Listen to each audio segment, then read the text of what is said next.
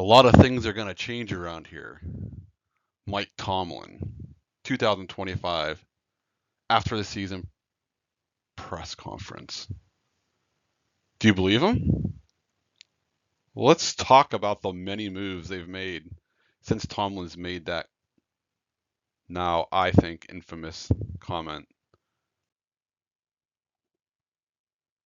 They did not renew the contract of secondary coach Grady Brown and brought back Gerald Alexander. Heard that right? Brought back. He was coached for the Steelers as an assistant in 2022 and 23. He's back. That's not a change. Same philosophy. Same, same, same. Aaron Curry contract wasn't renewed. He went to the Jets. In came Scott McCurley, who spent most of his coaching career following along with Mike McCarthy, who did not return to the Dallas Cowboys after the season. And so McCurley also is a Pitt guy. And well, I am a big fan of Pitt. You've just got another guy with a connection from Pittsburgh who comes in and replaces another guy who had a solid reputation. What is the plan? What are the changes? The Steelers talked about change. It wasn't just Tomlin. It was also Art Rooney. What is the change? What are those changes going to be? It cannot be,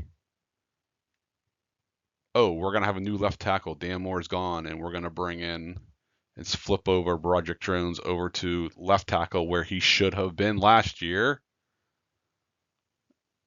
so that Fautano can play the right tackle position. Those are logical moves because you decided not to bring back the turnstile at left tackle. You are keeping the coach who hasn't got the most out of Broderick Jones. Zach Frazier was okay, but he started the season a little rough with his snapping. He got better. Center position, his whole career, I'm pretty confident in saying Pat Meyer didn't help him with the snapping. So what did Pat Meyer do? How did he make Broderick Jones better? Broderick Jones regressed from his rookie season. What's changing on the offensive line? McCormick will be the right guard most likely. Fautano will be your right tackle. Through natural experience, the players will just miraculously get better is the hope by Tomlin. The hope by Art Rooney. What changes? Nothing. There's no philosophical change. They are retaining both coordinators. Art Smith essentially is running some variation of what I like to joke and call the Delaware wing T offense, which is run, run, run. Run on first, run on second. Oh, geez, I need to throw the ball now on third down. Let's not use play action. Last year, you had two perfect guys for play action with Russell Wilson, when his career has always been a really good play action guy, and Justin Fields. Play action, fake handoff, use the option, read it. Let's see what to do. Should I run? Should I pass? They barely used it, and when they did, it wasn't enough. Art Smith is not going to be the guy to take this offense to the 21st century. The Steelers' way of thinking still is in the late 90s and early 2000s that I'm going to run the ball and I'm going to try to keep the ball to the outside when I pass so that if the ball gets intercepted, they're not going to return it far because it's going to be some kind of deep pass where you're making a play on a ball. They're not going to throw a ball in the middle of the field. They're not going to attack the seam with a tight end. They're not going to have the running back out in the flat with speed going up vertically instead of they're going horizontally with their back turned and backpedaling to catch a pass. Did you ever notice that? So the Steelers offense, what's changing? Okay, Jaylen Warren's going to be your lead back. That's good. He's faster, better player for the wide zone offensive Art Smith. But now you need a running back. It is not a great way of running a team to get your running backs in free agency unless they're really good like a Derrick Henry. There's no Derrick Henry this year. So now you got to go find a maybe in the draft. Maybe you go get J.K. Dobbins in free agency. I doubt it. Not with Warren here. Dobbins is probably going to see that and say, I don't want to split my time. I want to be the feature guy. So what's going to happen? Your running back room, as a result, is going to be a little less. Say what you will about Najee Harris, but he played. Now you got to make sure you find a guy. Does that change? That change for the better? Does that change to make this team a Super Bowl contender with Hayward and Watt and Highsmith and Minka and Queen? No. What's going to change? Nothing on the defensive side. Tomlin's hands are all over that. That is going to be the same defense that you've seen for the last 15 plus years. So they may have made changes on the defensive side of the coaching staff, but the lead dog's still there, the Lone Ranger. Well, the Lone Ranger said there were changes coming. And let's be honest, come the end of the season, this team desperately needed change at the top of the football organization. That was Mike Tomlin. This time was no better than the now. And Tomlin was kept because he has a big contract, and Art Rooney wasn't going to trade him, and Art Rooney wasn't going to fire him with a big contract.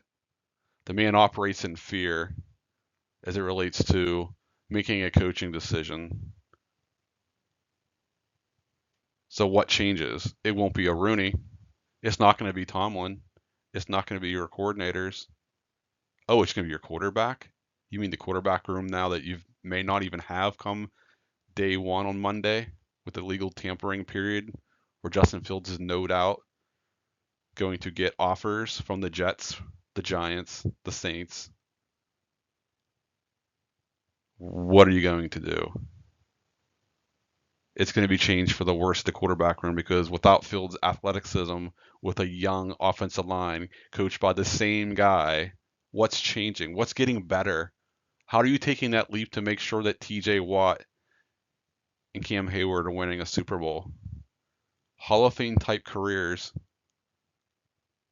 and being wasted because a single man and his ego refuses to let go of the controls on the defensive side and adjust, and is so conservative, and coach is so scared on the offense side of the ball, he'd rather have the Delaware wing T offense.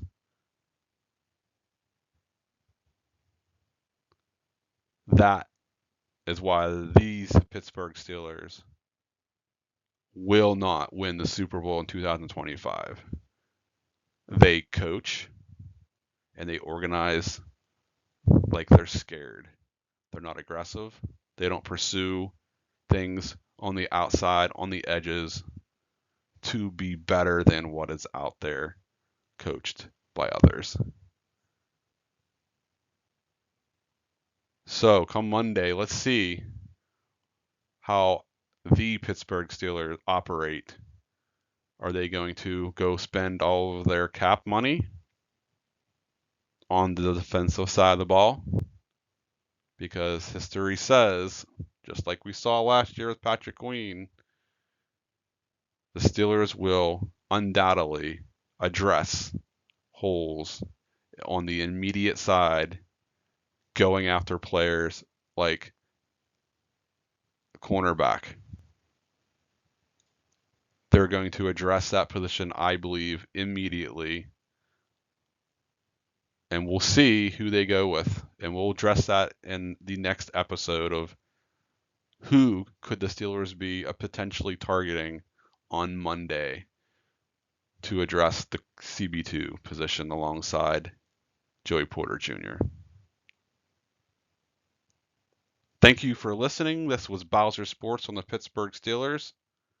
Hope you enjoyed today's episode. If you did, please leave a like. If you enjoy what the content we're providing, please give a subscription. It's free to do. And drop a comment. I'm glad to see additional comments coming through, so please continue. How did you like today's episode? What are you thinking going into Monday? What would you target to be the number one priority? Is it the same old on defense? Or are we finally going to see a better wide receiver room?